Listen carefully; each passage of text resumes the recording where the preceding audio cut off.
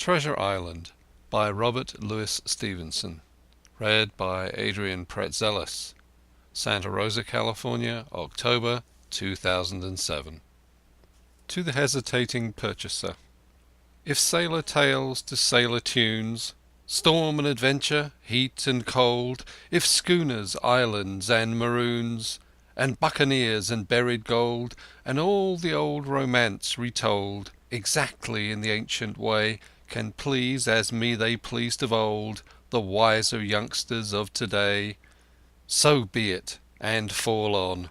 If not, if studious youth no longer crave, his ancient appetites forgot, Kingston or Ballantyne the brave, or Cooper of the Wood and Wave, so be it also, and may I and all my pirates share the grave where these and their creations lie.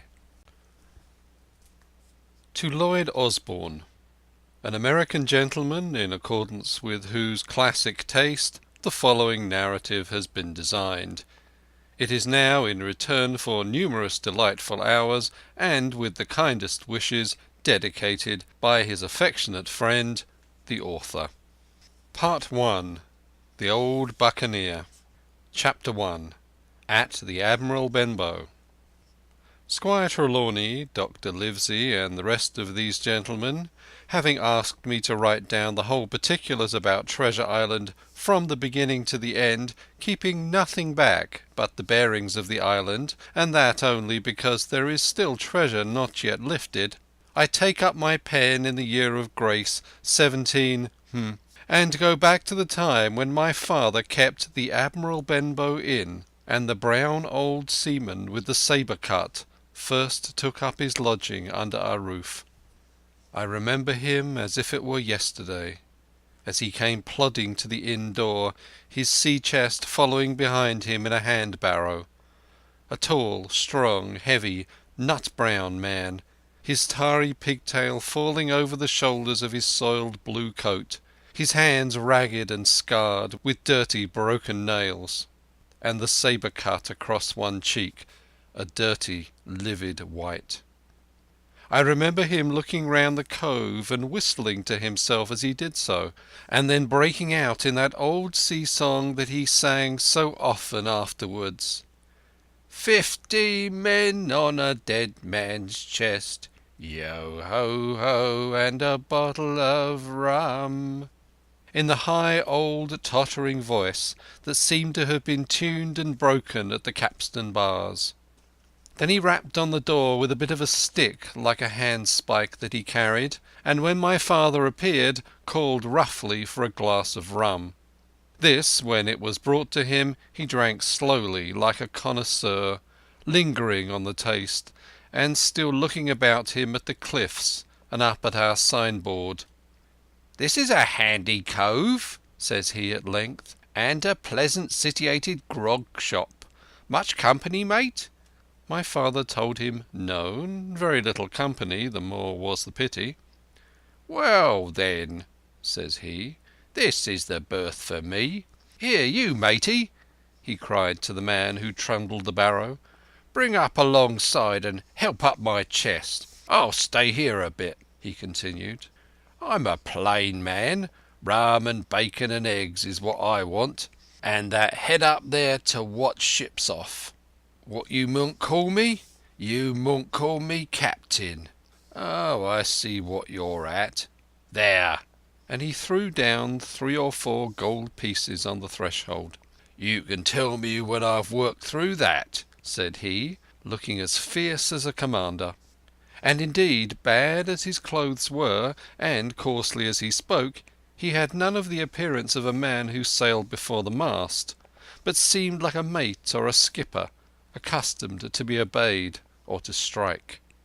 The man who came with the barrow told us the mail had set him down the morning before at the Royal George, that he had inquired what inns were along the coast, and hearing ours well spoken of, I suppose, and described as lonely, had chosen it from the others for his place of residence.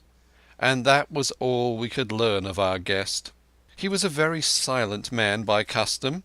All day he hung round the cove or upon the cliffs with a brass telescope. All evening he sat in the corner of the parlour next the fire and drank rum and water, very strong. Mostly he would not speak when spoken to, only look up sudden and fierce, and blow through his nose like a foghorn, and we and the people who came about our house soon learned to let him be. Every day when he came back from his stroll he would ask if any seafaring men had gone by along the road. At first we thought it was the want of company of his own kind that made him ask this question, but at last we began to see he was desirous to avoid them. When a seaman put up the Admiral Benbow, and now and then some did, making by the coast road for Bristol, he would look in at him through the curtained door before he entered the parlour, and he was always sure to be as silent as a mouse when any such was present. For me, at least, there was no secret about the matter, for I was, in a way, a sharer in his alarms. He had taken me aside one day and promised me a silver fourpenny on the first of every month if I would only keep my weather eye open for a seafaring man with one leg, and let him know the moment he appeared. Often enough, when the first of the month came round and I applied to him for my wage, he would only blow through his nose at me and stare me down, but before the week was out he was sure to think better of it, bring me my fourpenny piece, and repeat his orders to look out for the seafaring man with one leg. How that personage haunted my dreams I need scarcely tell you. On stormy nights, when the wind shook the four corners of the house and the surf roared along the cove and up the cliffs, I would see him in 1,000 forms and with 1,000 diabolical expressions. Now the leg would be cut off at the knee, now at the hip. Now he was a monstrous kind of a creature who never had but one leg, and that in the middle of his body. To see him leap and run and pursue me over the hedge and ditch was the worst of nightmares, and altogether I paid pretty dear for my monthly fourpenny piece in the shape of these abominable fantasies. But though I was so terrified by the idea of the seafaring man with one leg, I was far less afraid of the captain himself than anybody else who knew him. There were nights when he took a great deal more rum and water than his head would carry, and then he would sometimes sit and sing his wicked old wild sea-songs, minding nobody. But sometimes he would call for glasses round and force all the trembling company to listen to his stories or bear a chorus to his singing. Often I have heard the house shaking with yo-ho-ho and a bottle of rum, all the neighbours joining in for dear life with the fear of death upon them, and each singing louder than the other to avoid remark. For in these fits he was the most overriding companion ever known.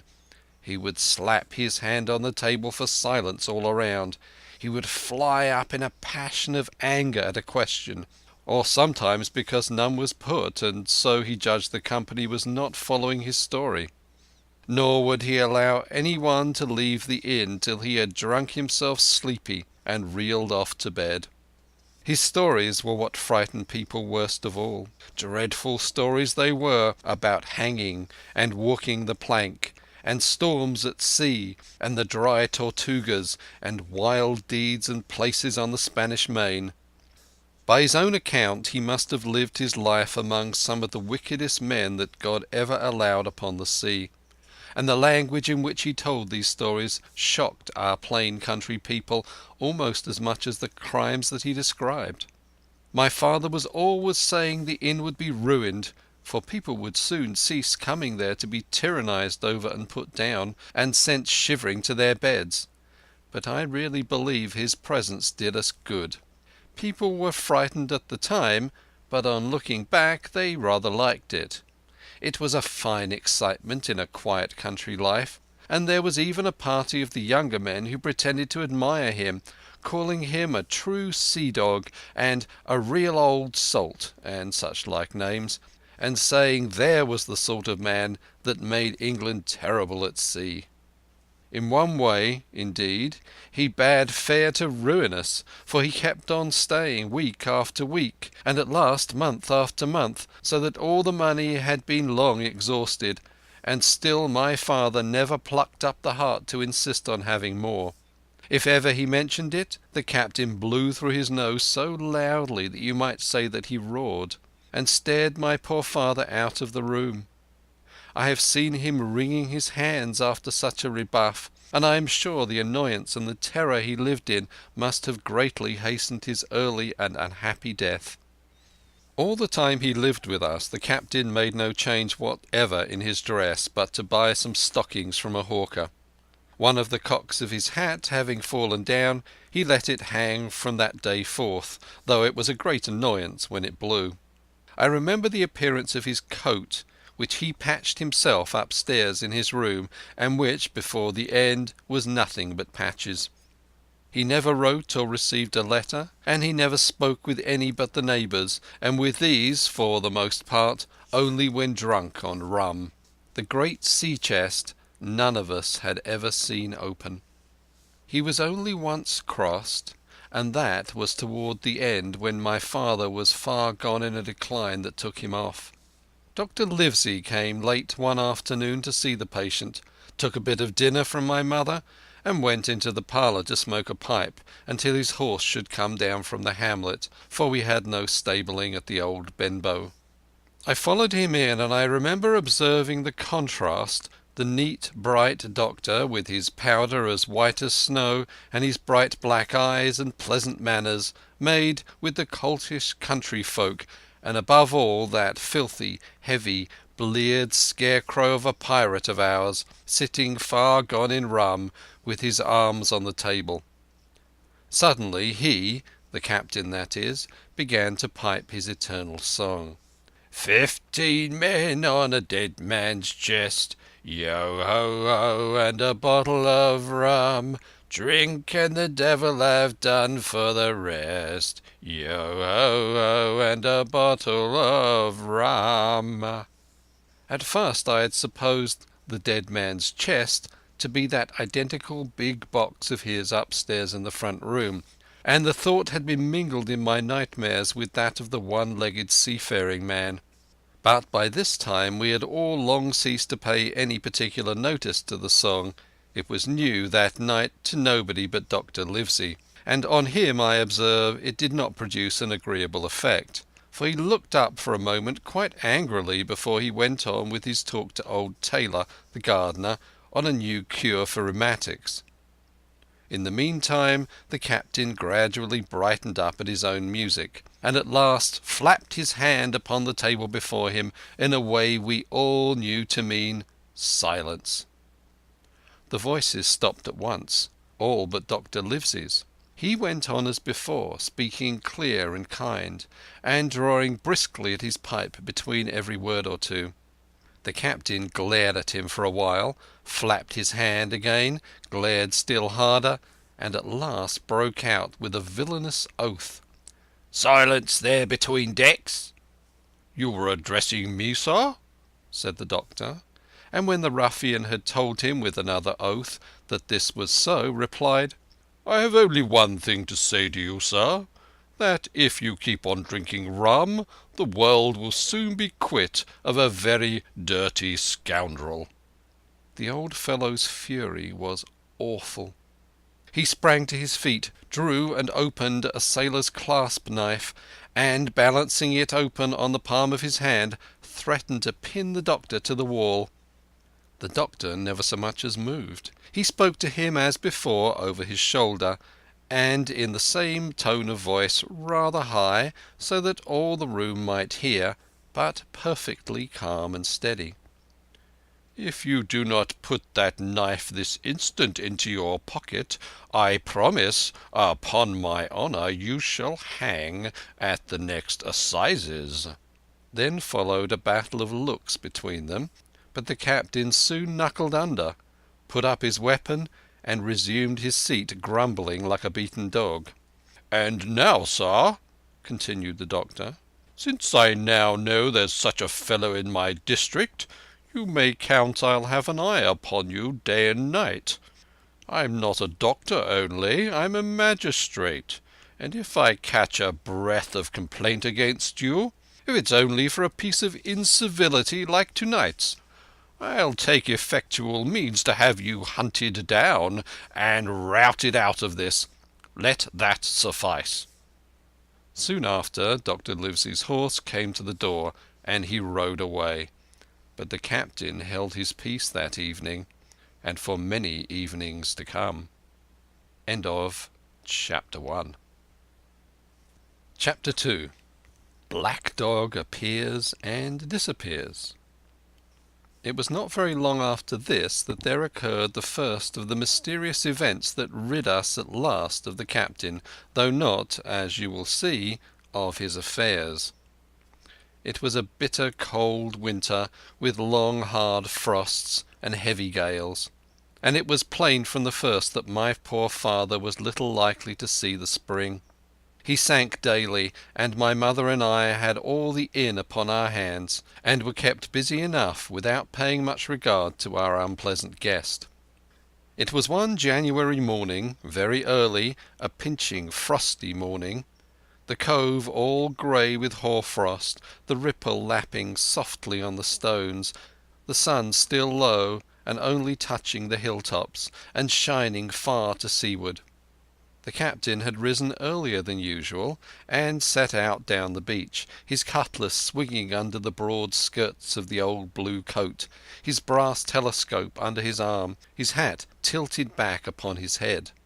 I remember his breath hanging like smoke in his wake as he strode off, and the last sound I heard of him, as he turned the big rock, was a loud snort of indignation, as though his mind was still running upon Dr. Livesey. Well, mother was upstairs with father, and I was laying the breakfast table against the captain's return, when the parlour door opened, and a man stepped in on whom I had never set my eyes before. He was a pale, tallowy creature, wanting 2 fingers of the left hand, and though he wore a cutlass, he did not look much like a fighter. I had always my eyes open for seafaring men, with 1 leg or 2, and I remember this one puzzled me. He was not sailory, and yet he had a smack of the sea about him too. I asked him what was for his service, and he said he would take rum, but as I was going out of the room to fetch it, he sat down upon a table and motioned to me to draw near. I paused where I was with my napkin in my hand. "Come here, sonny," said he. "Come nearer here." I took a step nearer. "Is this here table for my mate Bill?" he asked with a kind of leer. I told him I did not know his mate Bill, and this was for a person who stayed at our house, whom we called the captain. "Well," said he, "my mate Bill would be called the captain, like as not. He has a cut on 1 cheek, and a mighty pleasant way with him, particularly in drink, has my mate Bill. We'll put it, for argument like, that your captain has a cut on 1 cheek, and we'll put it, if you like, that cheek's the right one. Ah, well, I told you. Now, is my mate Bill in this here house?" I told him he was out walking. "Which way, sonny? Which way is he gone?" And when I pointed out the rock and told him how the captain was likely to return, and how soon, and answered a few other questions, "Oh," said he, "this'll be as good as drink to my mate Bill." The expression of his face as he said these words was not at all pleasant, and I had my own reasons for thinking that the stranger was mistaken, even supposing he meant what he said. But it was no affair of mine, I thought, and besides, it was difficult to know what to do. The stranger kept hanging about just inside the inn door, peering round the corner like a cat waiting for a mouse. Once I stepped out myself into the road, but he immediately called me back, and as I did not obey quick enough for his fancy, a most horrible change came over his tallowy face, and he ordered me in with an oath that made me jump. As soon as I was back again he returned to his former manner, half fawning, half sneering, patted me on the shoulder and told me I was a good boy, and he had taken quite a fancy to me.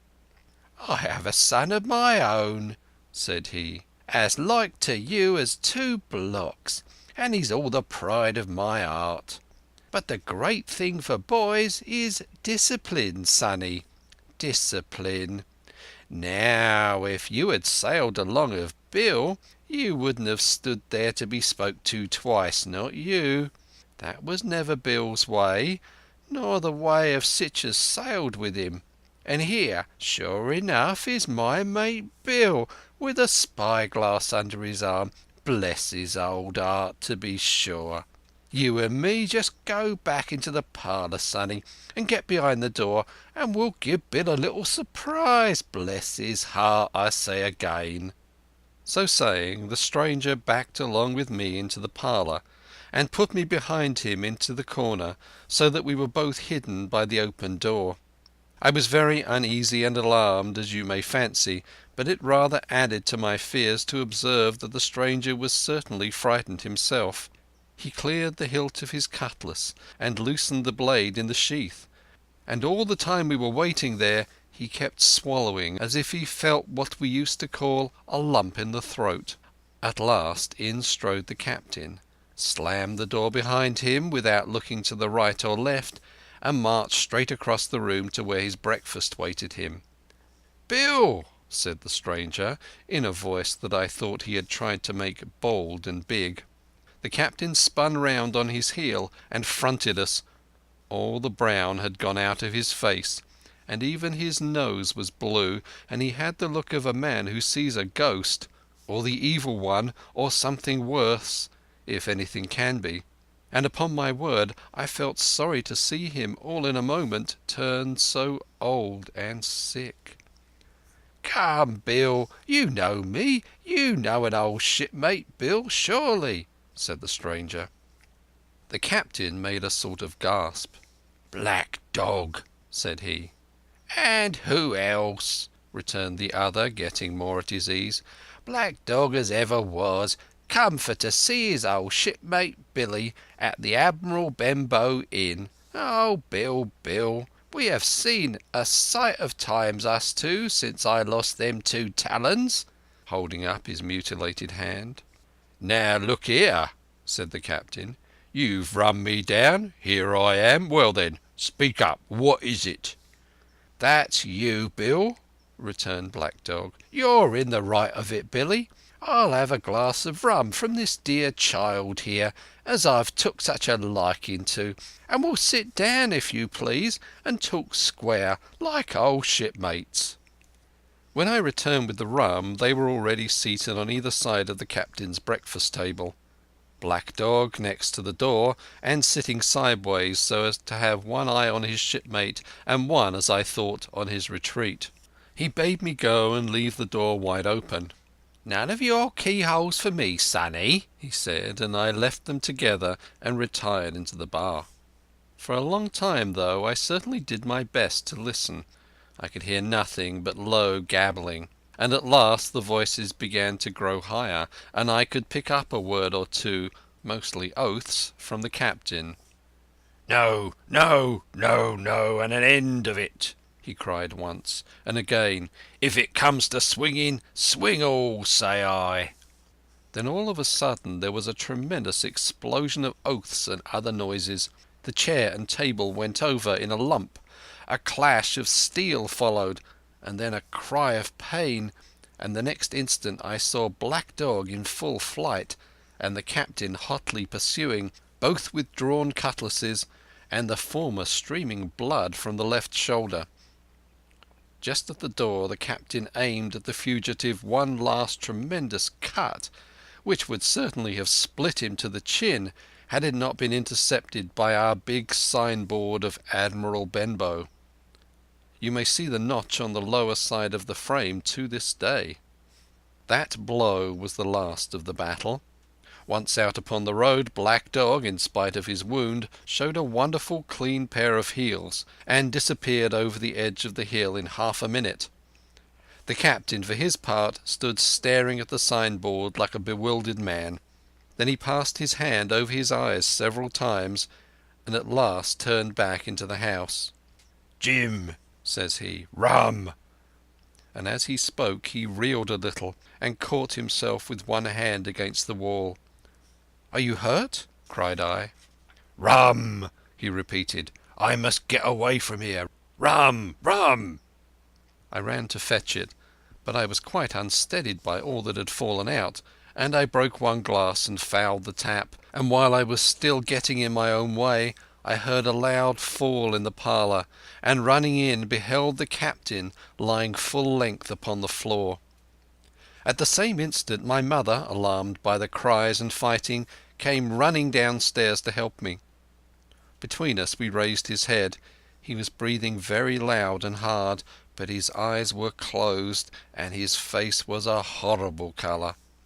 "Dear, dearie me!" cried my mother. "What a disgrace upon the house! And your poor father sick!" In the meantime we had no idea what to do to help the captain, nor any other thought but that he had got his death hurt in the scuffle with the stranger. I got the rum, to be sure, and tried to put it down his throat, but his teeth were tightly shut, and his jaws as strong as iron. It was a happy relief to us when the door opened, and Dr. Livesey came in on his visit to my father. "Oh, doctor," we cried, "what shall we do? Where is he wounded?" "Wounded? A fiddlestick's end," said the doctor. "No more wounded than your eye. The man has had a stroke, as I warned him. Now, Mrs. Hawkins, just you run upstairs to your husband and tell him, if possible, nothing about it. For my part, I must do my best to save this fellow's trebly worthless life. And Jim, you get me a basin." When I got back with the basin, the doctor had already ripped up the captain's sleeve and exposed his great sinewy arm. It was tattooed in several places. "Here's luck," "A fair wind," and "Billy Bones his fancy" were very neatly and clearly executed on the forearm, and up near the shoulder there was a sketch of a gallows and a man hanging from it, done, as I thought, with great spirit. "Prophetic," said the doctor, touching this picture with his finger. "And now, Master Billy Bones, if that be your name, we'll have a look at the colour of your blood. Jim," he said, "are you afraid of blood?" "No, sir," said I. "Well, then," said he, "you hold the basin." And with that he took his lancet and opened a vein. A great deal of blood was taken before the captain opened his eyes and looked mistily about him. First he recognized the doctor with an unmistakable frown. Then his glance fell upon me and he looked relieved. But suddenly his colour changed and he tried to raise himself, crying, "Where's Black Dog?" "There's no black dog here," said the doctor, "except what you have on your own back. You have been drinking rum.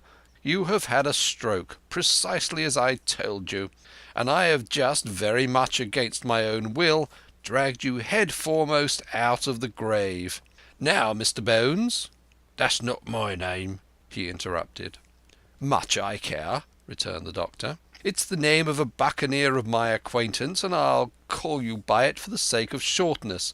But what I have to say to you is this. One glass of rum won't kill you, but if you take one you'll take another and another, and I'll stake my wig if you don't break off short you'll die. Do you understand that? Die, and go to your own place, like the man in the Bible. Come now, make an effort. I'll help you to your bed for once." Between us, with much trouble, we managed to hoist him upstairs and laid him on his bed, where his head fell back on the pillow as if he was almost fainting. "Now, mind you," said the doctor, "I clear my conscience. The name of rum for you is death." And with that he went off to see my father, taking me with him by the arm. "This is nothing," he said, as soon as he had closed the door.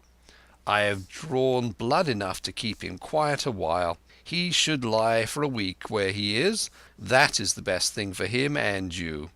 But another stroke would settle him." End of chapter 2. Treasure Island by Robert Louis Stevenson. Read by Adrian Praetzellis. Chapter 3. The Black Spot. About noon I stopped at the captain's door with some cooling drinks and medicines. He was lying very much as we had left him, only a little higher, and he seemed both weak and excited. "Jim," he said, "you're the only one here that's worth anything, and you know I've always been good to you. Never a month but I've given you a silver fourpenny for yourself, and now you see, mate, I'm pretty low and deserted by all, and Jim, you'll bring me one noggin of rum now, won't you, matey?" "The doctor," I began. But he broke in, cursing the doctor in a feeble voice, but heartily. "Doctors is all swabs," he said. "And that doctor there, why, what does he know about seafaring men? I've been in places hot as pitch, and mates dropping round with yellow jack, and the blessed land a heaving like the sea with earthquakes. What do the doctor know of lands like that? And I've lived on rum, I can tell you. It's been meat and drink, and man and wife to me, and if I'm not to have my rum now, I'm a poor old hulk on a lee shore. My blood'll be on you, Jim, and that Dr. Swab." And he ran on again for a while with curses. "Look, Jim, how my fingers fidges," he continued in the pleading tone. "I can't keep 'em still, not I. I haven't had a drop this blessed day. That doctor's a fool, I tell you. If I don't have a drain of rum, Jim, I'll have the horrors. I seen some on 'em already. I seen old Flint in the corner there behind you. Plain as print I seen him. And if I get the horrors, I'm a man that has lived rough, and I'll raise Cain. Your doctor hisself said one glass wouldn't hurt me. I'll give you a golden guinea for a noggin, Jim." He was growing more and more excited, and this alarmed me, for my father, who was very low that day, needed quiet. Besides, I was reassured by the doctor's words, now quoted to me, and rather offended by the offer of a bribe. "I want none of your money," said I, "but what you owe my father. I'll get you one glass and no more." When I brought it to him he seized it greedily and drank it out. "Ay, ay," said he, "that's some better sure enough. And now, matey, did that doctor say how long I was to lie here in this old berth?" "A week at least," said I. "Thunder!" he cried. "A week? I can't do that. They'd have the black spot on me by then. The lubbers is going to get the wind of me this blessed moment. Lubbers as couldn't keep what they got and want to nail what is another's. Is that seemingly behaviour now, I want to know? But I'm a saving soul. I never wasted good money of mine, nor lost it neither. And I'll trick 'em again. I'm not afraid on them. I'll shake out another reef, matey, and dandle 'em again." As he was thus speaking he had risen from bed with great difficulty, holding to my shoulder with a grip that almost made me cry out, and moving his legs like so much dead weight.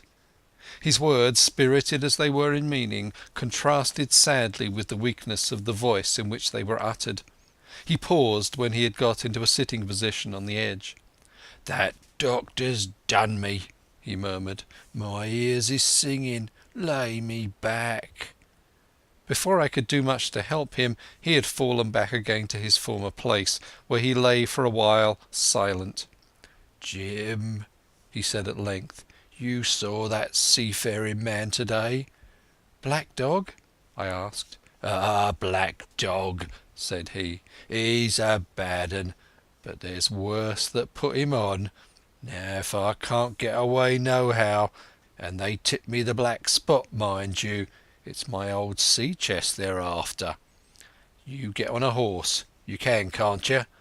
Well then, you get on a horse and go to, well, yes, I will, to that eternal Dr. Swab, and tell him to pipe all hands, magistrates and sich, and he'll lay 'em aboard at the Admiral Benbow, All old Flint's crew, man and boy, all on 'em that's left.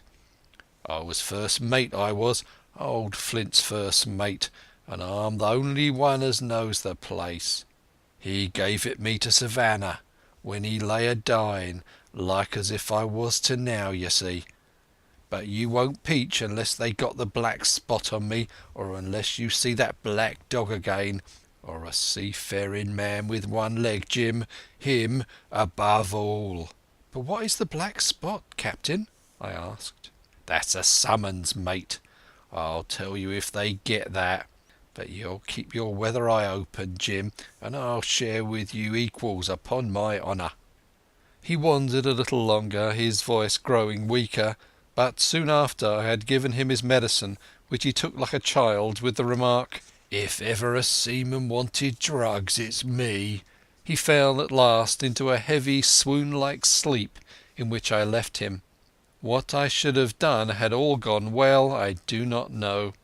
Probably I should have told the whole story to the doctor, for I was in mortal fear lest the captain should repent of his confessions and make an end of me. But as things fell out, my poor father died quite suddenly that evening, which put all other matters on one side. Our natural distress, the visits of the neighbours, the arranging of the funeral, and all the work of the inn to be carried on in the meanwhile, kept me so busy that I had scarcely time to think of the captain, far less to be afraid of him. He got downstairs next morning, to be sure, and had his meals as usual, though he ate little and had more, I'm afraid, than his usual supply of rum, for he helped himself out of the bar, scowling and blowing through his nose, and no one dared to cross him. On the night before the funeral he was as drunk as ever, and it was shocking in that house of mourning to hear him singing away his ugly old sea-song. But weak as he was, we were all in fear of death for him, and the doctor was suddenly taken up with a case many miles away, and was never near the house after my father's death. I have said the captain was weak, and indeed he seemed rather to grow weaker than to regain his strength. He clambered up and down stairs, and went from the parlour to the bar and back again, and sometimes put his nose out of door to smell the sea, holding on to the walls as he went for support, and breathing hard and fast like a man on a steep mountain. He never particularly addressed me, and it is my belief that he had as good as forgotten his confidences, but his temper was more flighty, and, allowing for his bodily weaknesses, more violent than ever. He had an alarming way now, when he was drunk, of drawing his cutlass and laying it bare before him on the table. But with all that he minded people less, and seemed shut up in his own thoughts and rather wandering. Once, for instance, to our extreme wonder, he piped up to a very different air, a kind of country love-song that he must have learned in his youth before he had begun to follow the sea. So things passed until the day after the funeral, and about 3 o'clock of a bitter, foggy, frosty afternoon I was standing at the door for a moment, full of sad thoughts about my father, when I saw someone drawing slowly near along the road. He was plainly blind, for he tapped before him with a stick, and wore a great green shade over his eyes and nose, and he was hunched as if with age or weakness, and wore a huge old tattered sea-cloak with a hood that made him appear positively deformed. I never saw in my life a more dreadful-looking figure. He stopped a little from the inn, and, raising his voice in an old sing-song, addressed the air in front of him. "Will any kind friend inform a poor blind man who has lost the precious sight of his eyes in the gracious defence of his native country, England, and God bless King George, where or in what part of this country he may now be?" "You are at the Admiral Benbow, Black Hill Cove, my good man," said I. "I hear a voice," said he, "a young voice. Will you give me your hand, my kind young friend, and lead me in?" I held out my hand, and the horrible, soft-spoken, eyeless creature gripped it in a moment like a vice. I was so much startled that I struggled to withdraw, but the blind man pulled me close to him with a single action of his arm. "Now, boy," he said, "take me in to the captain." "Sir," said I, "upon my word I dare not." "Oh," he sneered, "that's it. Take me in straight, or I'll break your arm." He gave it, as he spoke, a wrench that made me cry out. "Sir," said I, "it is for yourself I mean. The captain is not what he used to be. He sits with a drawn cutlass. Another gentleman—" "Come now, march," interrupted he, and I never heard a voice so cruel and cold and ugly as that blind man's. It cowed me more than the pain, and I began to obey him at once, walking straight in at the door and towards the parlour, where the sick old buccaneer was sitting, dazed with rum. The blind man clung close to me, holding me in one iron fist and leaning almost more of his weight on me than I could carry. "Lead me straight up to him, and when I'm in view cry out, 'Here's a friend for you, Bill.' If you don't, I'll do this." And with that he gave me a twitch that I thought would have made me faint. Between this and that I was so utterly terrified by the blind beggar that I forgot my terror of the captain, and as I opened the parlour door cried out the words he had ordered in a trembling voice. The poor captain raised his eyes, and at one look the rum went out of him and left him staring sober. The expression of his face was not so much of terror as of mortal sickness. He made a movement to rise, but I do not believe he had enough force left in his body. "Now, Bill, sit where you are," said the beggar. "If I can't see, I can hear a finger stirring. Business is business. Hold out your left hand. Boy, take his left hand by the wrist and bring it near to my right." We both obeyed him to the letter, and I saw him pass something from the hollow of the hand that held his stick into the palm of the captain's, which closed upon it instantly. "And now that's done," said the blind man, and at the words he suddenly left hold of me, and with incredible accuracy and nimbleness skipped out of the parlour and into the road, where, as I stood motionless, I could hear his stick go tap tap tapping into the distance. It was some time before either I or the captain seemed to gather our senses, but at length, and about the same moment, I released his wrist, which I was still holding, and he drew in his hand and looked sharply into the palm. "10 o'clock," he cried. "6 hours. We'll do 'em yet." And he sprang to his feet. Even as he did so he reeled, put his hand to his throat, stood swaying for a moment, and then, with a peculiar sound, fell from his whole height face foremost to the floor. I ran to him at once, calling to my mother, but haste was all in vain. The captain had been struck dead by thundering apoplexy. It is a curious thing to understand, for I had certainly never liked the man, though of late I had begun to pity him, but soon as I saw that he was dead I burst into a flood of tears. It was the second death I had known, and the sorrow of the first was still fresh in my heart. End of chapter 3. Chapter 4. The Sea Chest.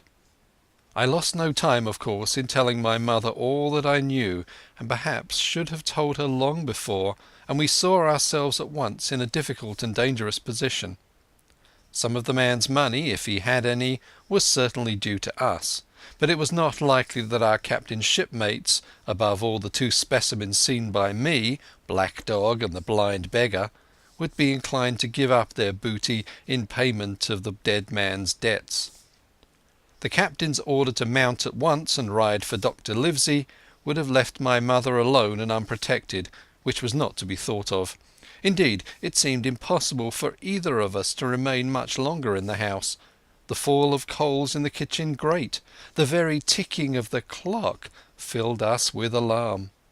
The neighbourhood, to our ears, seemed haunted by approaching footsteps, and what between the dead body of the captain on the parlour floor and the thought of that detestable blind beggar hovering near at hand and ready to return, there were moments when, as the saying goes, I jumped in my skin for terror.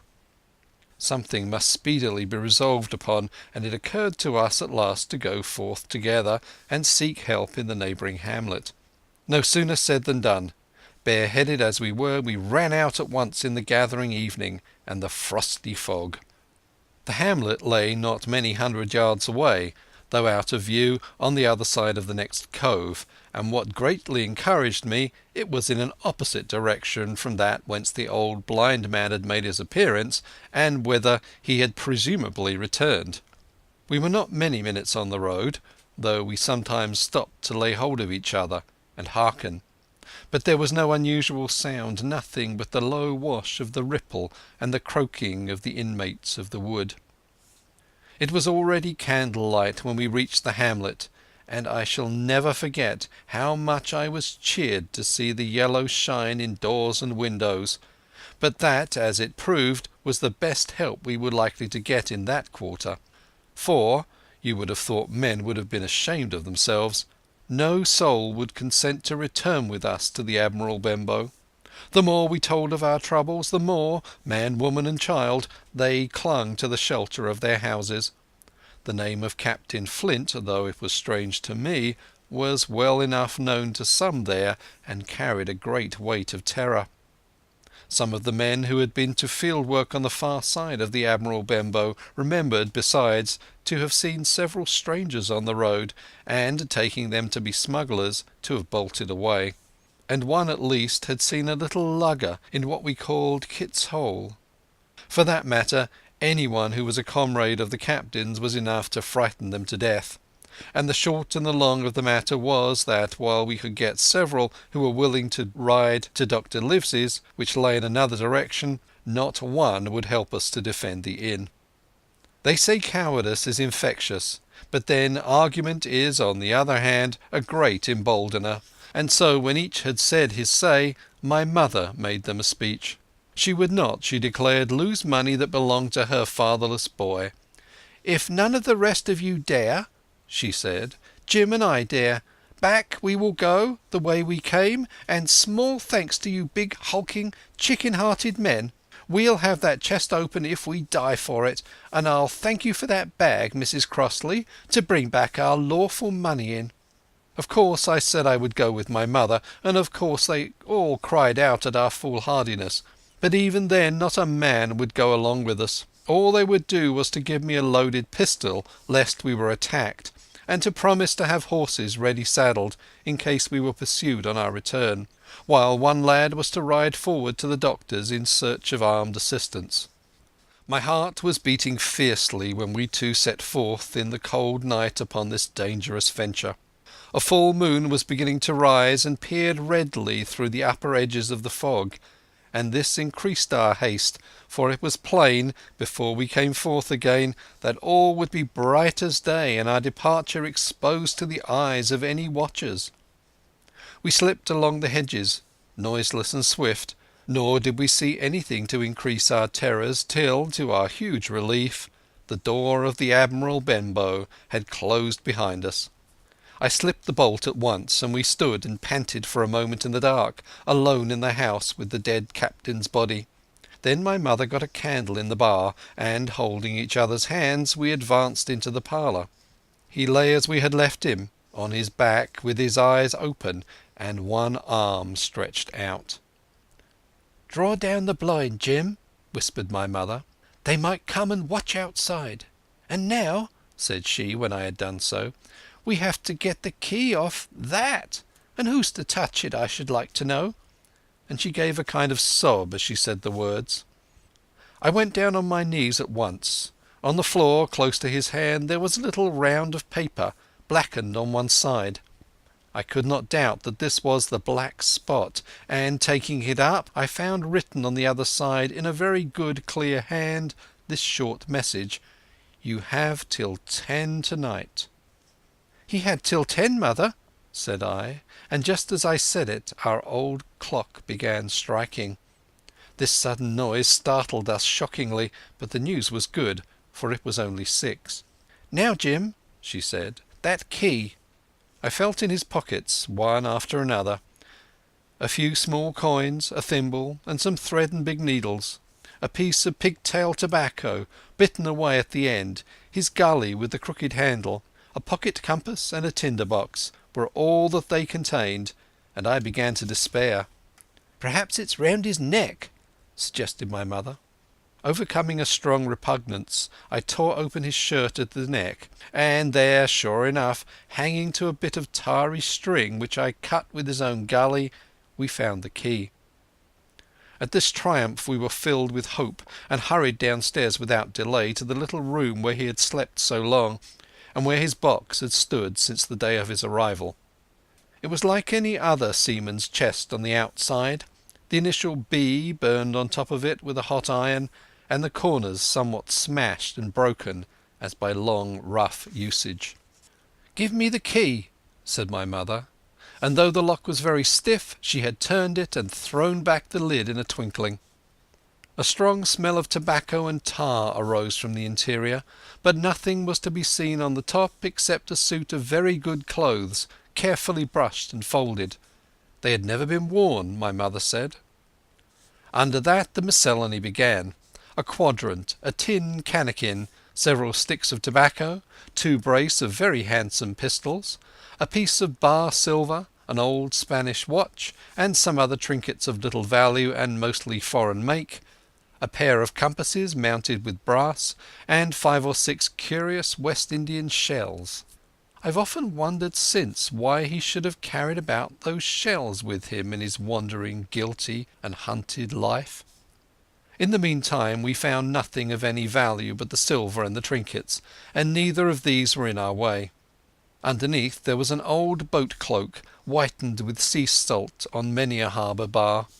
My mother pulled it up with impatience, and there lay before us the last things in the chest, a bundle tied up in oilcloth and looking like papers, and a canvas bag that gave forth at a touch the jingle of gold.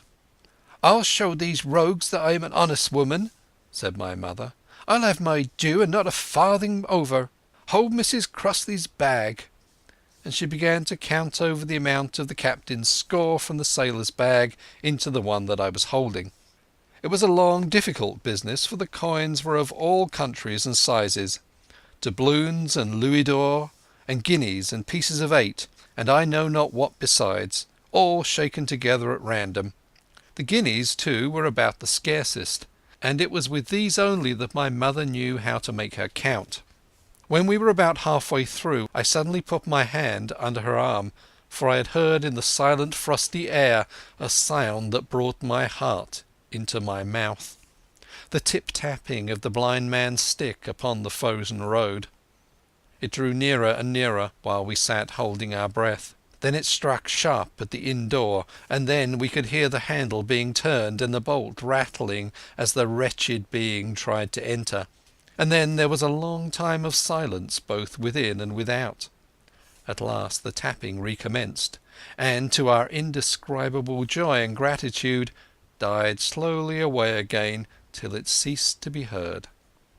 "Mother," said I, "take the whole and let's be going." For I was sure the bolted door must have seemed suspicious, and would bring the whole hornet's nest about our ears, though how thankful I was that I had bolted it, none could tell who had never met that terrible blind man.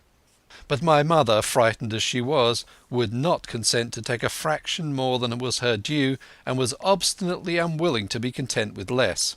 It was not yet 7, she said, by a long way. She knew her rights, and she would have them, and she was still arguing with me when a little low whistle sounded a good way off upon the hill.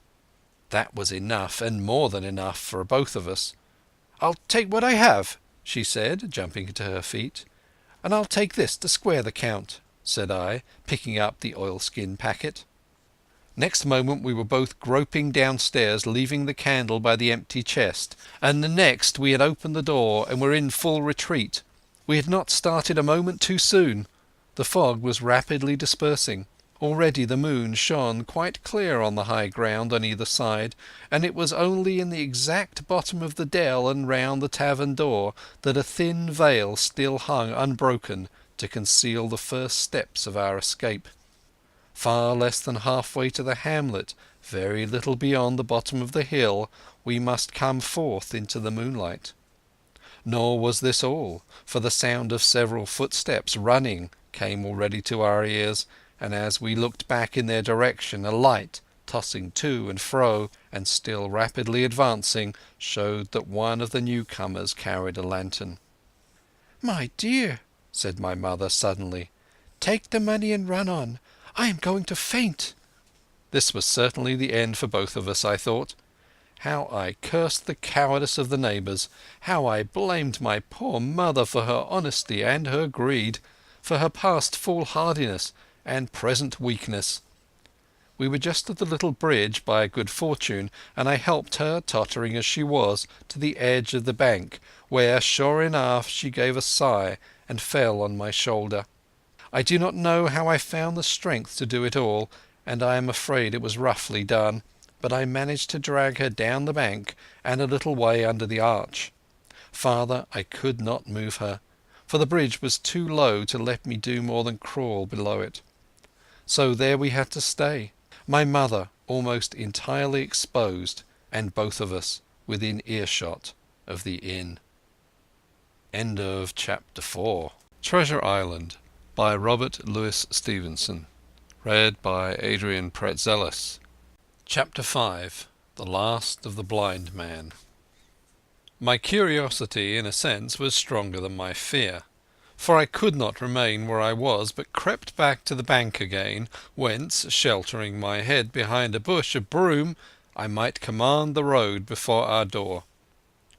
I was scarcely in position ere my enemies began to arrive, 7 or 8 of them, running hard, their feet beating out of time along the road, and the man with the lantern some paces in front.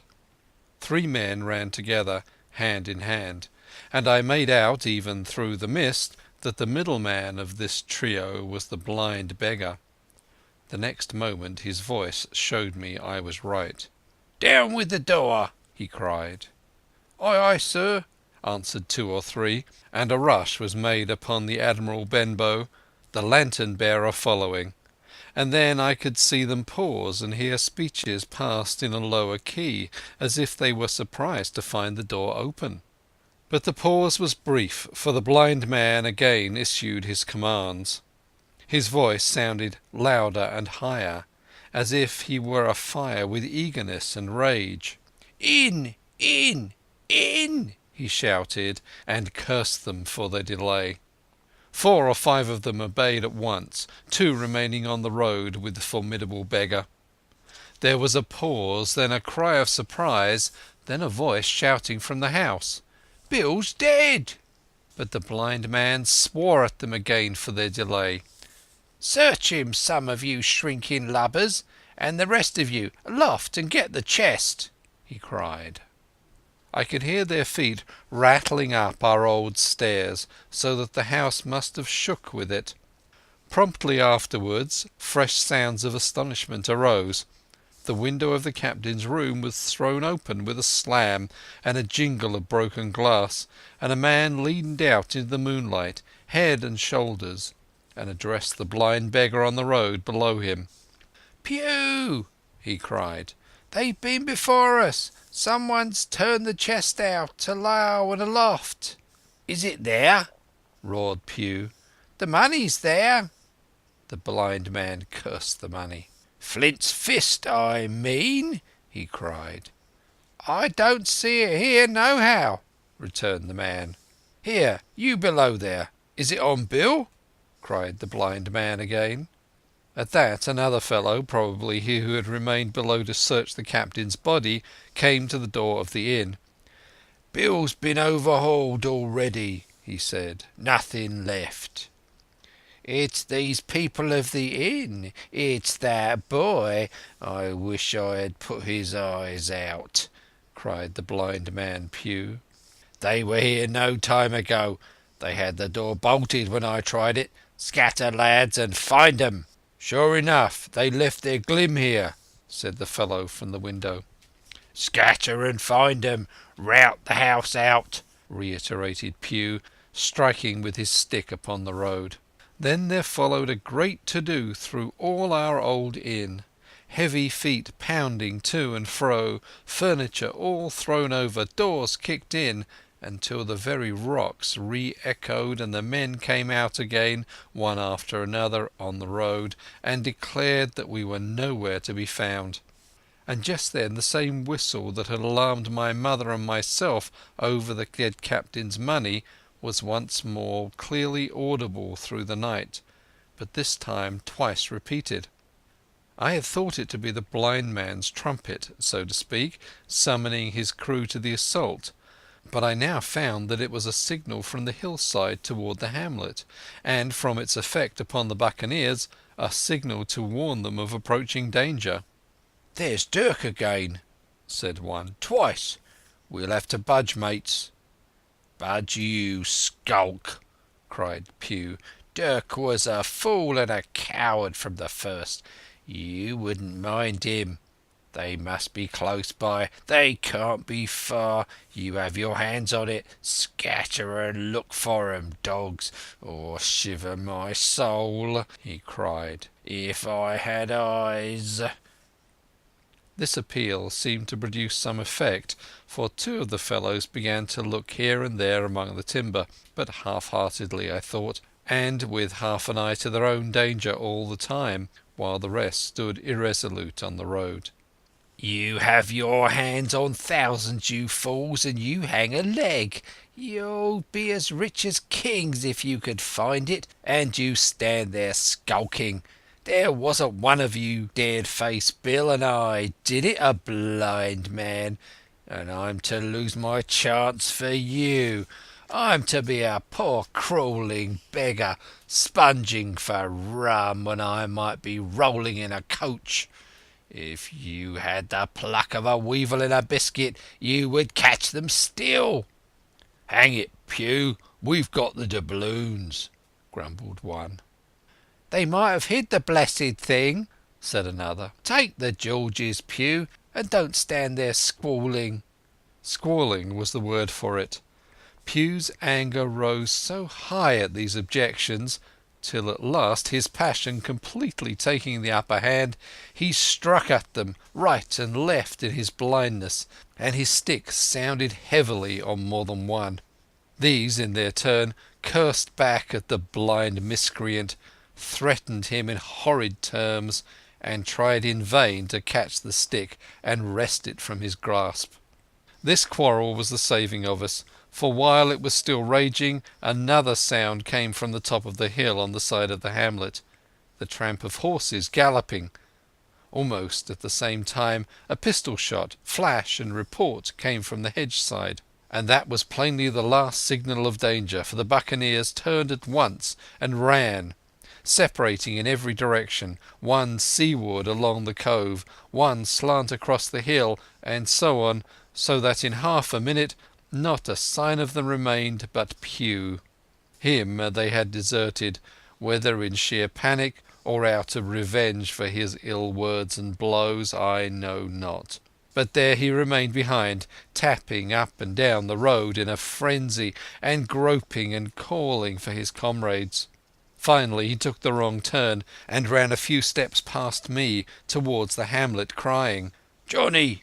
Black Dog! Dirk!" and other names. "You won't leave old Pew, mate, not old Pew." Just then the noise of horses topped the rise, and 4 or 5 riders came in sight in the moonlight and swept at full gallop down the slope. At this Pew saw his error, turned with a scream, and ran straight for the ditch, into which he rolled. But he was on his feet again in a second, and made another dash, now utterly bewildered, right under the nearest of the coming horses. The rider tried to save him, but in vain. Down went Pew with a cry that rang high into the night, and the 4 hoofs trampled and spurned him and passed by. He fell on his side, then gently collapsed upon his face and moved no more. I leapt to my feet and hailed the riders. They were pulling up at any rate, horrified at the accident, and I soon saw what they were. One, trailing out behind the rest, was a lad that had gone from the hamlet to Dr. Livesey's. The rest were revenue officers whom he had met by the way, and with whom he had had the intelligence to return at once. Some news of the lugger in Kit's Hole had found its way to Supervisor Dance, and set him forth that night in our direction, and to that circumstance my mother and I owed our preservation from death. Pugh was dead, stone dead. As for my mother, when we carried her up to the hamlet, a little cold water and some salts very soon brought her back again, and she was none the worse for her terror, though she still continued to deplore the balance of the money. In the meantime the supervisor rode on as fast as he could to Kit's Hole, but his men had to dismount and grope down the dingle, leading and sometimes supporting their horses, and in continual fear of ambushes, so it was no great matter for surprise that when they got down to the hole the lugger was already under way, though still close in. He hailed her. A voice replied, telling him to keep out of the moonlight or he would get some lead in him, and at the same time a bullet whistled close by his arm. Soon after the lugger doubled the point and disappeared. Mr. Dance stood there as he said, "Like a fish out of water," and all he could do was to dispatch a man to B to warn the cutter. "And that," he said, "is just about as good as nothing. They've got clean off, and there's an end. Only," he added, "I'm glad I trod upon Master Pugh's corns." By this time he had heard my story. I went back with him to the Admiral Benbow, and you cannot imagine a house in such a state of smash. The very clock had been thrown down by these fellows in their furious hunt after my mother and myself, and though nothing had actually been taken away except the captain's money bag and a little silver from the till, I could see at once that we were ruined. Mr. Dance could make nothing of the scene. "They got the money, you say? Well then, Hawkins, what in fortune were they after? More money, I suppose?" "No, sir, not money, I think," replied I. "In fact, sir, I believe I have the thing in my breast pocket, and to tell you the truth, I should like to get it put in safety." "To be sure, boy, quite right," said he. "I'll take it if you like." "I thought perhaps Dr. Livesey—" I began. "Perfectly right," he interrupted very cheerily. "Perfectly right. A gentleman and a magistrate. And now I come to think of it, I might as well ride round there myself and report to him or squire. Master Pugh's dead. When all's done, not that I regret it, but he's dead, you see, and people will make it out against an officer of His Majesty's revenue, if make it out they can. Now, I'll tell you, Hawkins, if you like, I'll take you along." I thanked him heartily for the offer, and we walked back to the hamlet where the horses were. By the time I had told my mother of my purpose, they were all in the saddle. "Dogger," said Mr. Dance, "you have a good horse. Take up this lad behind you." As soon as I was mounted, holding on to Dogger's belt, the supervisor gave the word, and the party struck out at a bouncing trot on the road to Dr. Livesey's house. End of Chapter 5. Chapter 6. The Captain's Papers. We rode hard all the way till we drew up before Dr. Livesey's door. The house was all dark to the front. Mr. Dance told me to jump down and knock, and Dogger gave me a stirrup to descend by. The door was opened almost at once by a maid. "Is Dr. Livesey in?" I asked. "No," she said. He had come home in the afternoon, but had gone up to the hall to dine and pass the evening with the squire. "So there we go, boys," said Mr. Dance.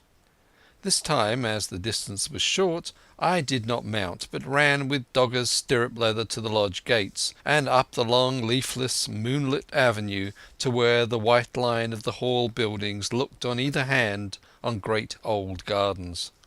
There Mr. Dance dismounted, and taking me along with him was admitted at a word into the house.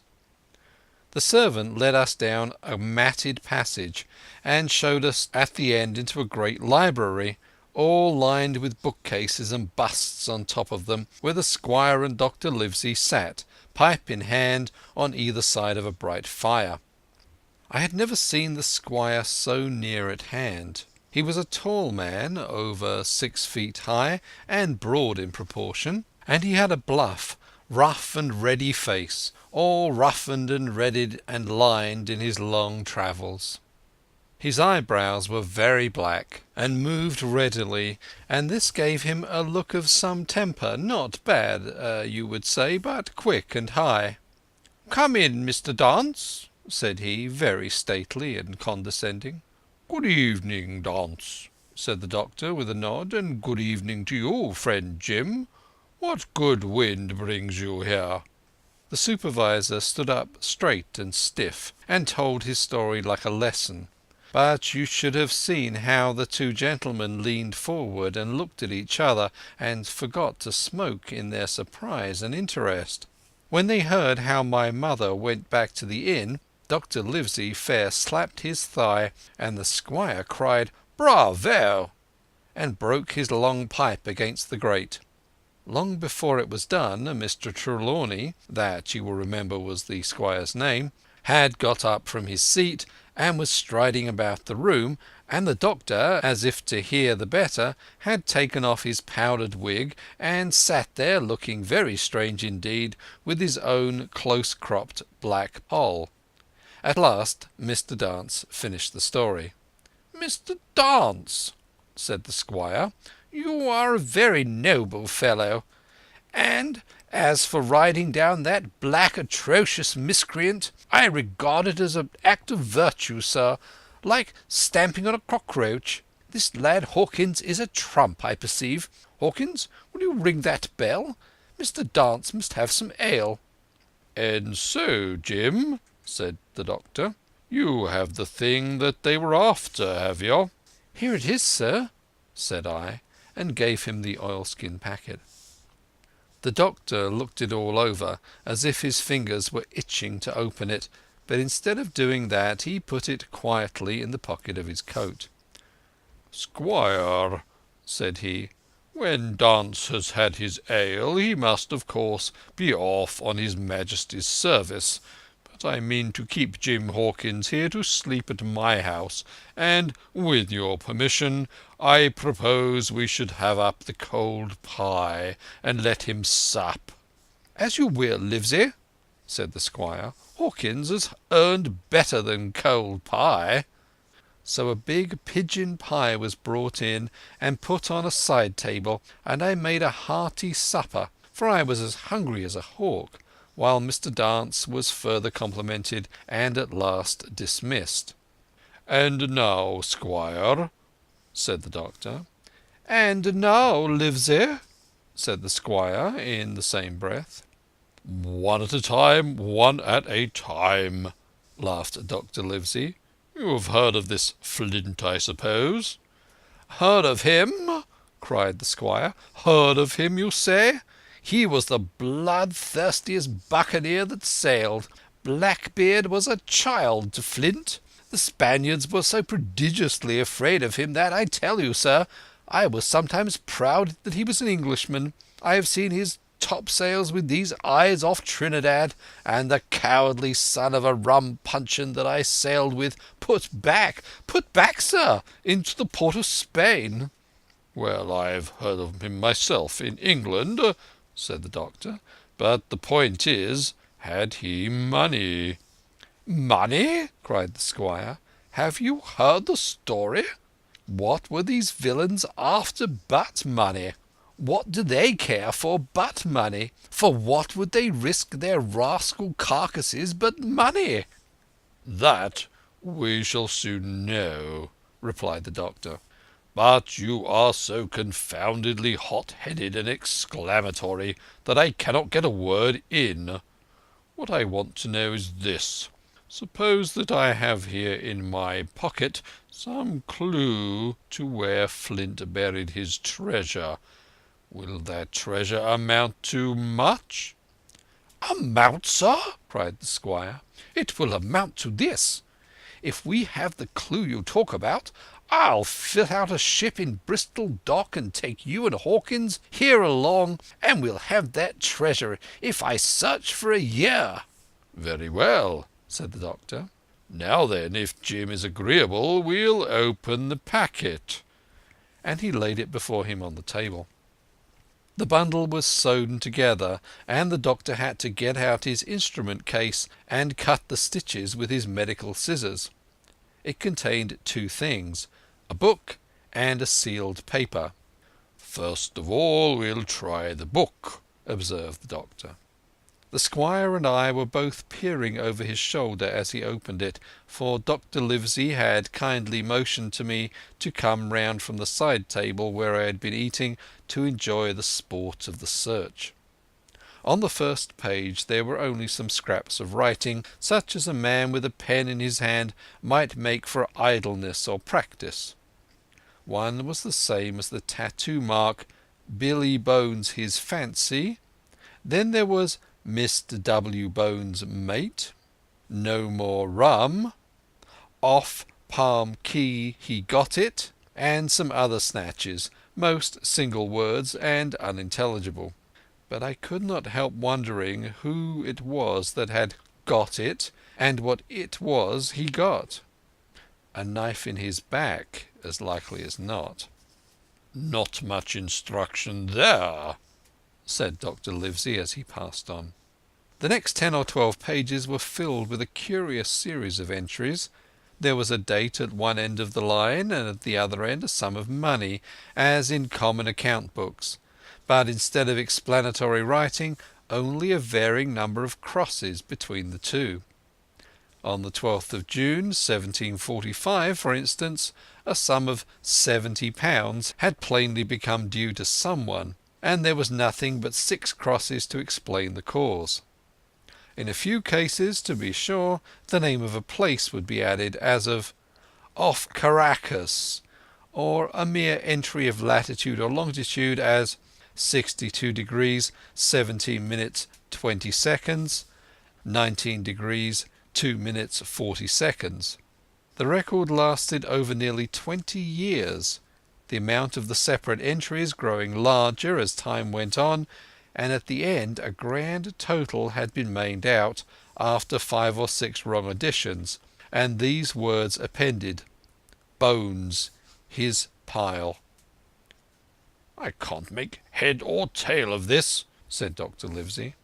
"The thing is as clear as noonday," cried the squire. "This is the Black-hearted Hound's account book. These crosses stand for the names of ships or towns that they sank or plundered. The sums are the scoundrel's share, and where he filled an ambiguity, you see he added something clearer. Off Caracas, now, you see, here was some unhappy vessel boarded off that coast. God help the poor souls that man her, coral long ago." "Right," said the doctor. "See what it is to be a traveller. Right. And the amounts increase, you see, as he rose in rank." There was little else in the volume but a few bearings of places noted in the blank leaves towards the end, and a table for reducing French, English and Spanish moneys to a common value. "Thrifty man," cried the doctor. "He wasn't the one to be cheated." "And now," said the squire, "for the other." The paper had been sealed in several places with a thimble by way of seal, the very thimble, perhaps, that I had found in the captain's pocket. The doctor opened the seals with great care, and there fell out the map of an island, with latitude and longitude, soundings, names of hills and bays and inlets, and every particular that would be needed to bring a ship to a safe anchorage upon its shores. It was about 9 miles long and 5 across, shaped, you might say, like a fat dragon standing up, and had 2 fine landlocked harbours and a hill in the centre part, marked the Spyglass. There were several editions of a later date, but above all 3 crosses of red ink, 2 on the north part of the island, 1 in the south-west, and besides this last, in the same red ink, and in a small neat hand, very different from the captain's tottery characters, these words: "Bulk of treasure here."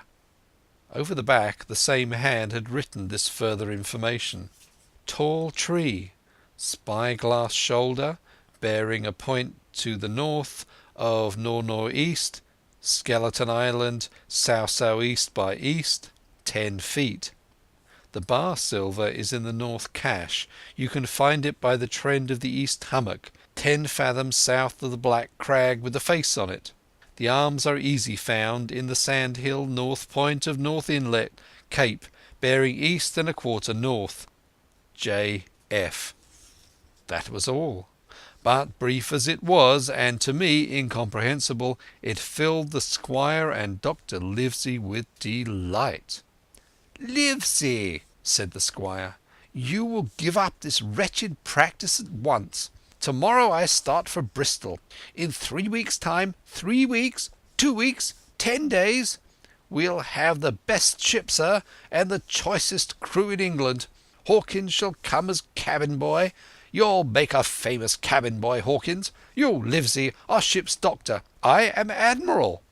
We'll take Redruth, Joyce and Hunter. We'll have favourable winds, a quick passage, and not the least difficulty in finding the spot, and money to eat, to roll in, to play duck and drake with ever after." "Trelawney," said the doctor, "I'll go with you, and I'll go bail for it, so with Jim, and be a credit to the undertaking. There's only one man I'm afraid of." "And who's that?" cried the squire. "Name the dog, sir." "You," replied the doctor, "for you cannot hold your tongue.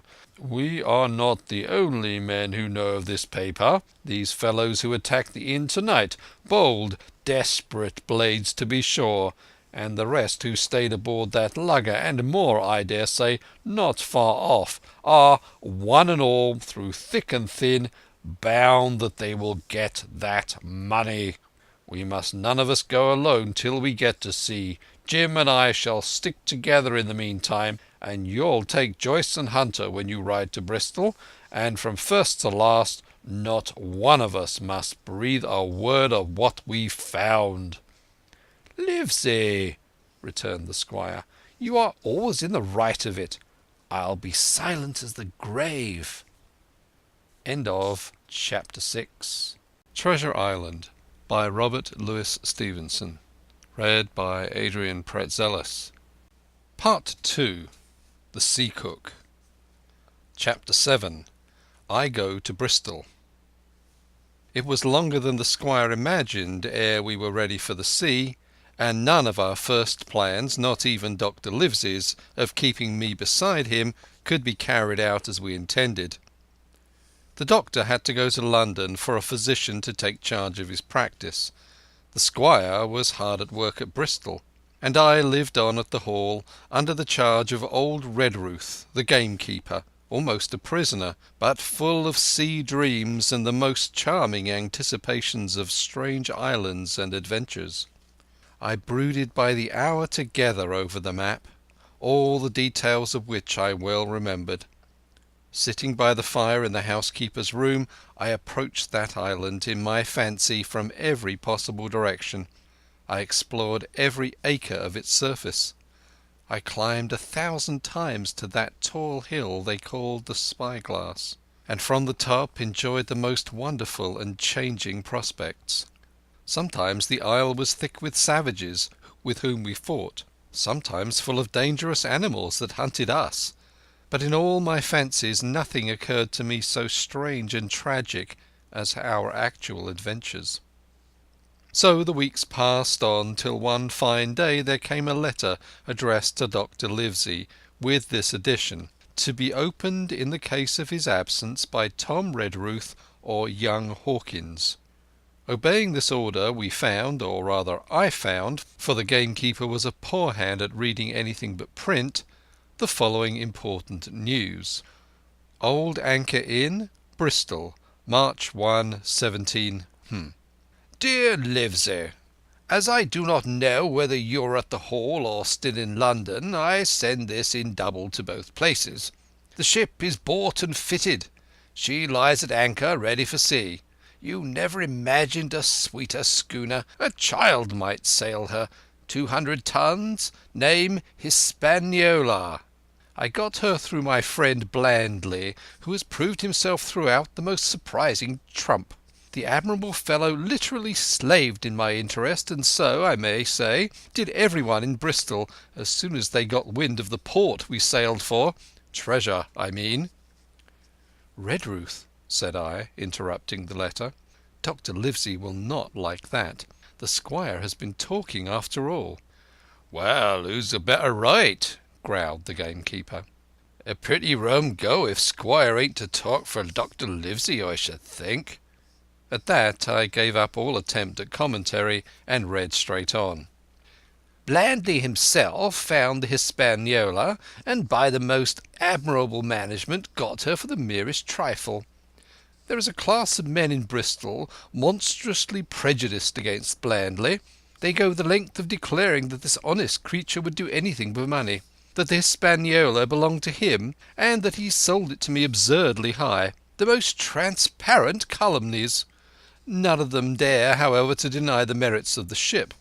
So far there was not a hitch. The workpeople, to be sure, riggers and what not, were most annoyingly slow, but time cured that. It was the crew that troubled me. I wished to round up a score of men, in case of navies, buccaneers, or the odious French, and I had the worry of the deuce itself to find so much as half a dozen, till the most remarkable stroke of fortune brought me the very man that I required. I was standing on the dock when, by the merest accident, I fell into talk with him. I found he was an old sailor, kept a public house, knew all the seafaring men in Bristol, had lost his health ashore, and wanted a good berth as cook to get to sea again. He had hobbled down there that morning, he said, to get a smell of the salt. I was monstrously touched, so would you have been, and out of pure pity I engaged him on the spot to be ship's cook. Long John Silver he is called, and has lost a leg, but that I regarded as a recommendation, since he lost it in his country's service under the immortal Hawke. He has no pension, Livesey. Imagine the abominable age we live in. Well, sir, I thought I had only found a cook, but it was a crew I had discovered. Between Silver and myself we got together in a few days a company of the toughest old salts imaginable, not pretty to look at, but fellows by their faces of the most indomitable spirit. I declare we could fight a frigate. Long John even got rid of 2 out of the 6 or 7 I had already engaged. He showed me in a moment that they were of just the sort of freshwater swabs we had to fear in an adventure of importance. I am in the most magnificent health and spirits, eating like a bull, sleeping like a tree, yet I shall not enjoy a moment till I hear my old tarpaulins tramping around the capstan. Seaward ho! Hang the treasure! It's the glory of the sea that has turned my head. So now, Livesey, come post. Do not lose an hour, if you respect me. Let young Hawkins go at once to see his mother with Redruth for a guard, and then both come full speed to Bristol. John Trelawney. P.S. I did not tell you that Blandley, who, by the way, is to send a consort after us if we don't turn up by the end of August, had found an admirable fellow for sailing master, a stiff man, which I regret, but in all other respects a treasure. Long John Silver unearthed a very competent man for a mate, a man called Arrow. I have a boatswain who pipes, Livesey, so things shall go man-of-war fashion on board the good ship Hispaniola. I forgot to tell you that Silver is a man of substance. I know of my own knowledge that he has a banker's account which has never been overdrawn. He leaves his wife to manage the inn, and as she is a woman of colour, a pair of old bachelors like you and I may be excused for guessing that it is the wife, quite as much as the health, that sends him back to roving. J.T. P.P.S. Hawkins may stay 1 night with his mother. J.T. You can fancy the excitement into which that letter put me. I was half beside myself with glee, and if ever I despised a man, it was old Tom Redruth, who could do nothing but grumble and lament. Any of the under gamekeepers would gladly have changed places with him, but such was not the squire's pleasure, and the squire's pleasure was like law among them all. Nobody but old Redruth would have dared so much as even to grumble. The next morning he and I set out on foot for the Admiral Benbow, and there I found my mother in good health and spirits. The captain, who had so long been the cause of so much discomfort, was gone where the wicked cease from troubling. The squire had had everything repaired and the public rooms and the sign repainted, and had added some furniture. Above all, a beautiful armchair for my mother in the bar. He had found her a boy as an apprentice also, so that she should not want help when I was gone. It was on seeing that boy that I understood for the first time my situation. I had thought up to that moment of the adventures before me, not at all of the home that I was leaving. And now, at sight of this clumsy stranger who was to stay here in my place beside my mother, I had my first attack of tears. I am afraid I led that boy a dog's life, for he was new to the work.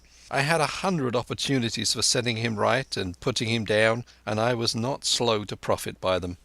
The night passed, and the next day after dinner Redruth and I were afoot again and on the road. I said goodbye to my mother and the cove where I had lived since I was born, and the dear old Admiral Benbow, since he was repainted, not longer quite so dear. One of my thoughts was of the captain, who had so often strode along the beach with his cocked hat, his sabre-cut cheek, and his old brass telescope. Next moment we had turned the corner, and my home was out of sight. The mail picked us up about dusk at the Royal George on the heath.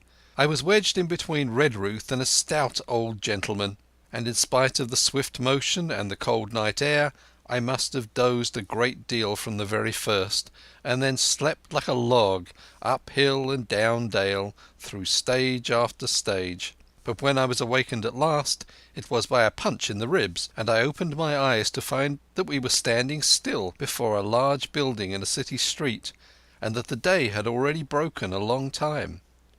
"Where are we?" I asked. "Bristol," said Tom. "Get down." Mr Trelawney had taken up his residence at an inn far down the docks to superintend the work upon the schooner.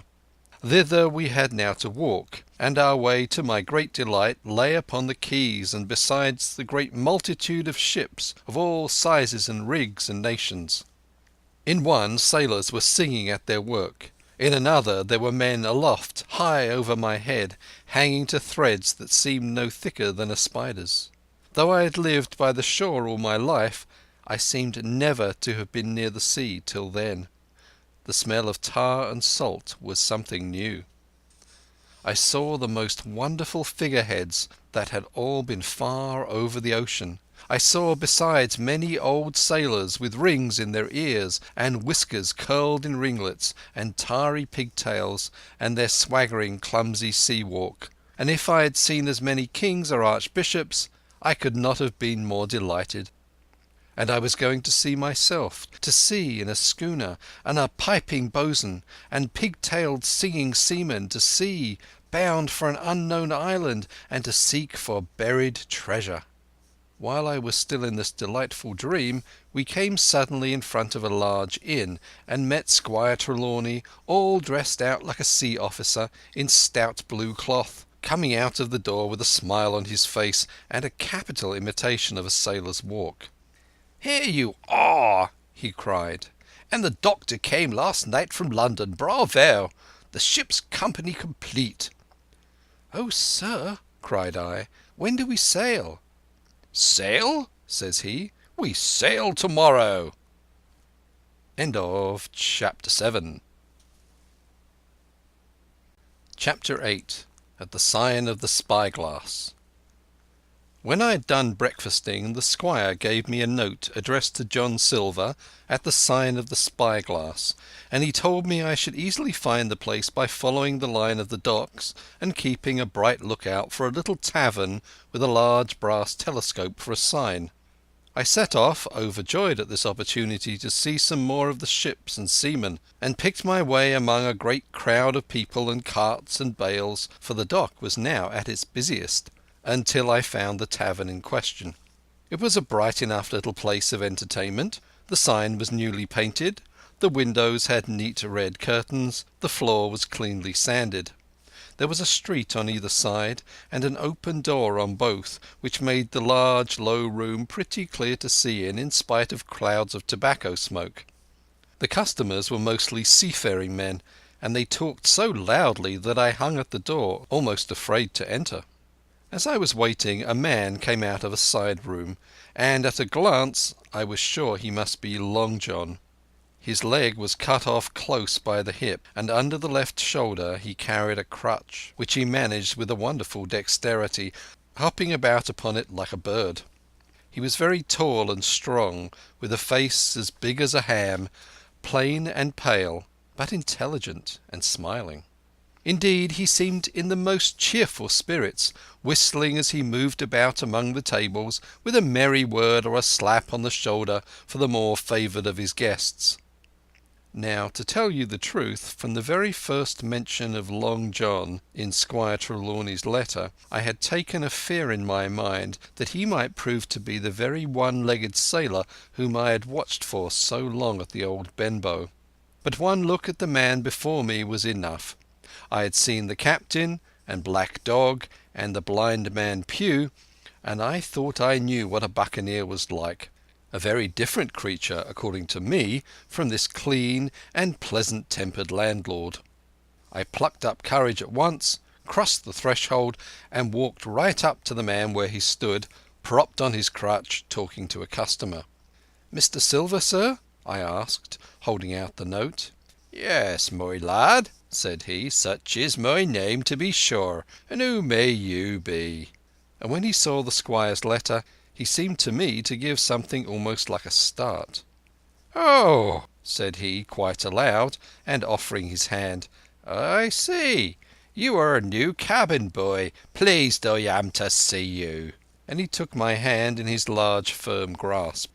Just then one of the customers at the far side rose suddenly and made for the door. It was close by him, and he was out in the street in a moment.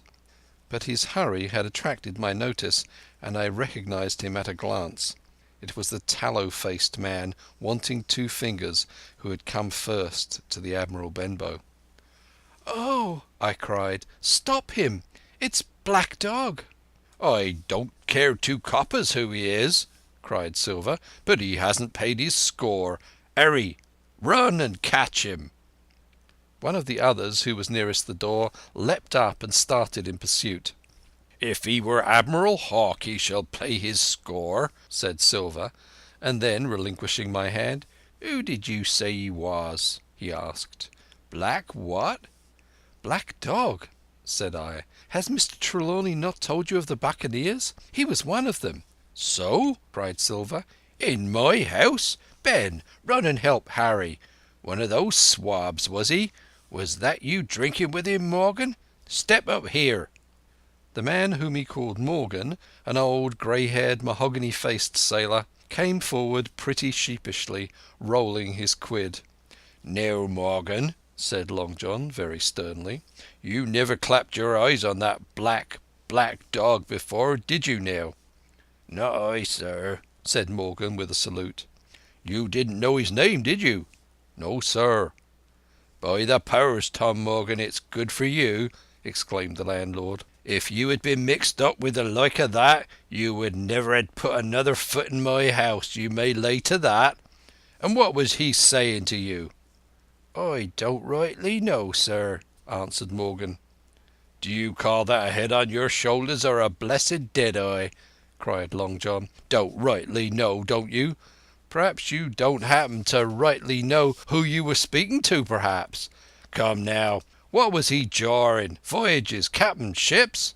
Pipe up, what was it?" "We was a-talking of keel-hauling," answered Morgan. "Keel-hauling, was you? And a mighty suitable thing too, and you may lay to that. Get back to your place for a lubber, Tom." And then, as Morgan rolled back to his seat, Silver added to me in a confidential whisper that was very flattering, as I thought, "He's quite an honest man, Tom Morgan, only stupid. And now," he ran on again loud, "let's see, Black Dog? No, I don't know that name, not I. Yet I kind of think, yes, I've seen the swab. He used to come here with a blowing beggar, he used." "That he did, you may be sure," said I. "I knew that blind man too. His name was Pew." "It was!" cried Silver, now quite excited. "Pew! That was his name for certain. Ah, he looked a shark, he did. And if we run down this Black Dog now, there'll be news for Captain Trelawney. Ben's a good runner. Few seamen run better than Ben. He should have run him down hand over hand, by the powers. He talked to keel-hauling, did he? I'll keel-haul him." All the time he was jerking out these phrases he was stumping up and down the tavern on his crutch, slapping tables with his hand, and giving such a show of excitement as would have convinced an Old Bailey judge or a Bow Street runner.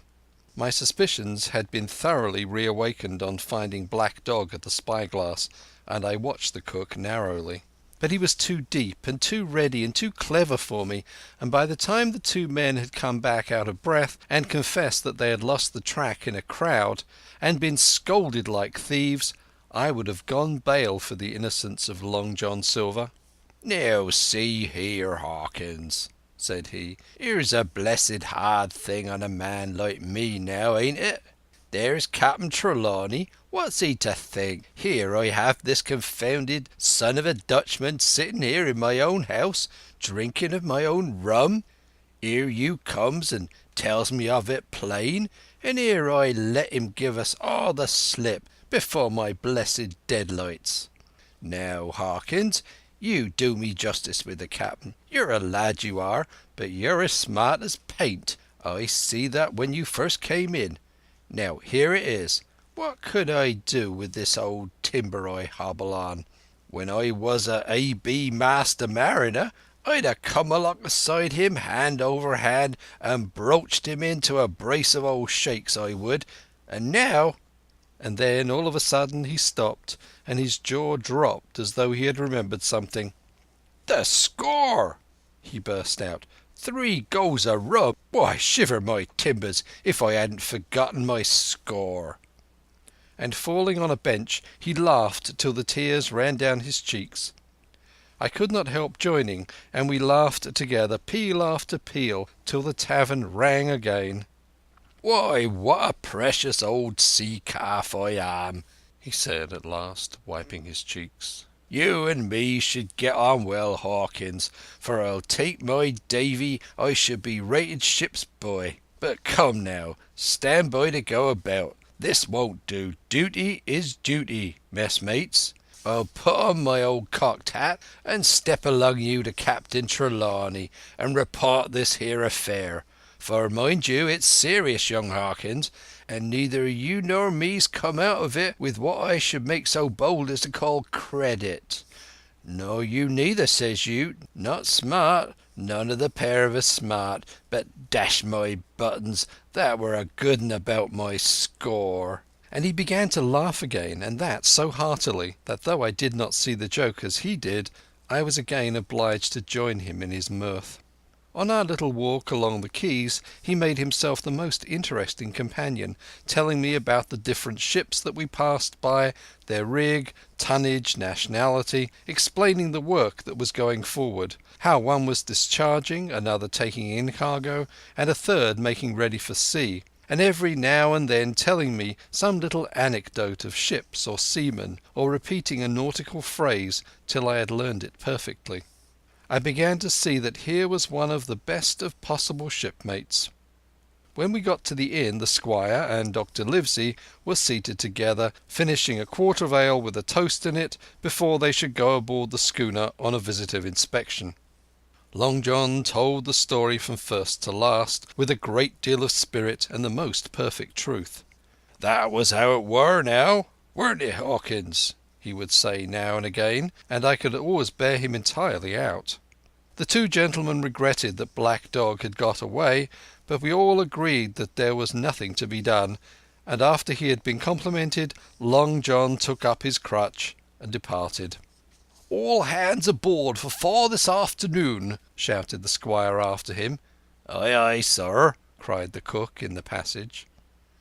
"Well, squire," said Dr. Livesey, "I don't put much faith in your discoveries as a general thing, but I will say this. John Silver suits me." "That man's a perfect trump," declared the squire. "And now," added the doctor, "Jim may come on board with us, may he not?" "To be sure he may," said the squire. "Take your hat, Hawkins, and we'll see the ship." Chapter 8